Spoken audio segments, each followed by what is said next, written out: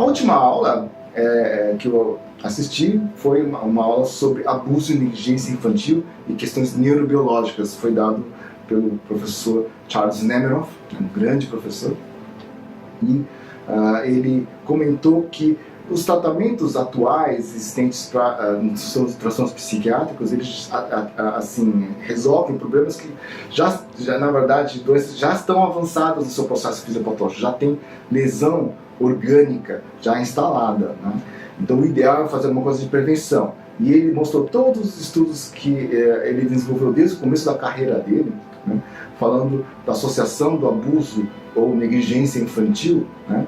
Com evidências biológicas, por exemplo, de aumento do eixo hipotálamo hipófise adrenal, né, aumentando o cortisol.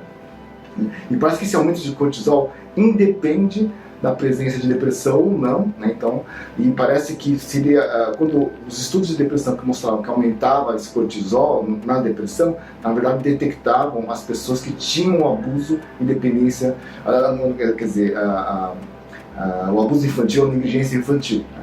Tanto que as taxas de um estudo epidemiológico, as taxas de abuso físico, por exemplo, chegavam a 28%, abuso sexual chegava a 21%, negligência parental 10% e negligência emocional 15% da população.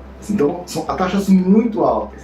E isso talvez seja assim, responsável por maior taxas de doenças mentais atualmente, né? Ele mostrou a associação do abuso e negligência com mais história de suicídio, né? E os dados de que a idade de pico de abuso, principalmente estupro e abuso sexual, é de 3 anos e meio de idade, né? Uma coisa absurda, né?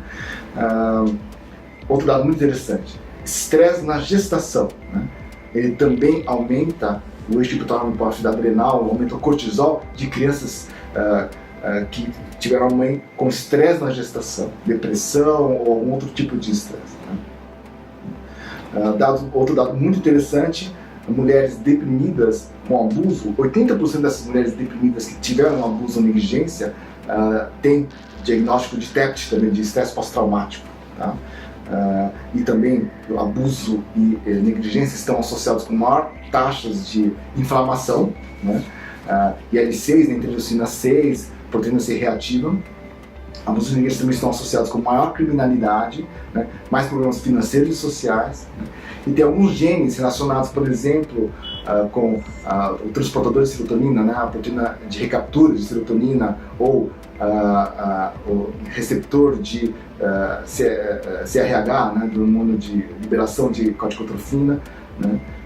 Esses genes, eles assim, estão relacionados com depressão e suicídio, mas só quando tem um número grande de estressores graves, né? Principalmente abuso e violência sexual, por exemplo, né? Então, quanto mais eventos estressores, maior chance de ter depressão se tiver essas variantes genéticas, tá? Agora, se você não tiver essa variante genética, não importa o número de estressores, né, que não acontece um maior risco de depressão.